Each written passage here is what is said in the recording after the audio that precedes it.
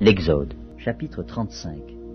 Moïse convoqua toute l'assemblée des enfants d'Israël et leur dit : Voici les choses que l'Éternel ordonne de faire. On travaillera 6 jours, mais le 7e jour sera pour vous une chose sainte. C'est le sabbat, le jour du repos, consacré à l'Éternel.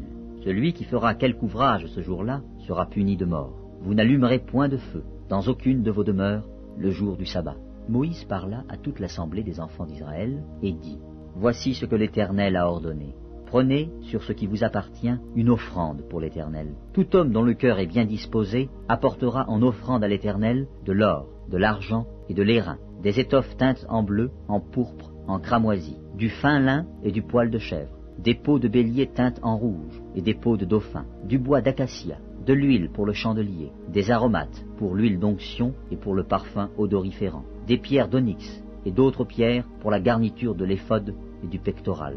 Que tous ceux d'entre vous qui ont de l'habileté viennent et exécutent tout ce que l'Éternel a ordonné. Le tabernacle, sa tente et sa couverture, ses agrafes, ses planches, ses barres, ses colonnes et ses bases, l'arche et ses barres, le propitiatoire et le voile pour couvrir l'arche, la table et ses barres et tous ses ustensiles, et les pains de proposition, le chandelier et ses ustensiles, ses lampes et l'huile pour le chandelier, l'autel des parfums et ses barres, l'huile d'onction et le parfum odoriférant, et le rideau de la porte pour l'entrée du tabernacle, l'autel des holocaustes, sa grille d'airain, ses barres et tous ses ustensiles, la cuve avec sa base, l'étoile du parvis, ses colonnes, ses bases, et le rideau de la porte du parvis, les pieux du tabernacle, les pieux du parvis et leur cordage, les vêtements d'office pour le service dans le sanctuaire, les vêtements sacrés pour le sacrificateur Aaron et les vêtements de ses fils pour les fonctions du sacerdoce. Toute l'assemblée des enfants d'Israël sortit de la présence de Moïse.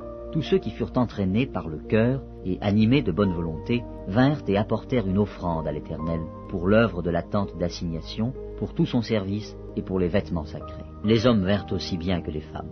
Tous ceux dont le cœur était bien disposé apportèrent des boucles, des anneaux, des bagues, des bracelets, toutes sortes d'objets d'or. Chacun présenta l'offrande d'or qu'il avait consacrée à l'Éternel. Tous ceux qui avaient des étoffes teintes en bleu, en pourpre, en cramoisi, du fin lin et du poil de chèvre, des peaux de bélier teintes en rouge et des peaux de dauphin les apportèrent. Tous ceux qui présentèrent par élévation une offrande d'argent et d'airain apportèrent l'offrande à l'Éternel.